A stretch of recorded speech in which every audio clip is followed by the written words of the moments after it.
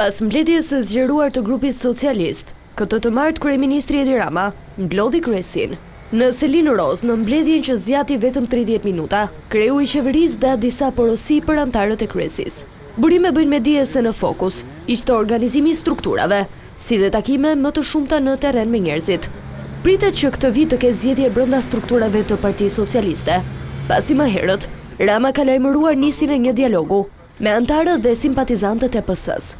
Ndërkohë, në mbledhje nuk është diskutuar një datë për asamblenë e Partisë Socialiste, pasi është hende herët.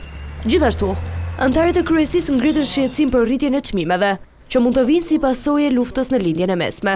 Ndryshe nga mbledhja e grupit të PS, në takimin e kryesisë ishte edhe Belinda Balluku, e cila u shkarkua nga posti i zëvendës kryeministres dhe ministres së infrastrukturës dhe energjisë. Gjithashtu e pranishme ishte edhe Elisa Spiropali, e cila gjithashtu u largua nga posti i ministres së jashtme.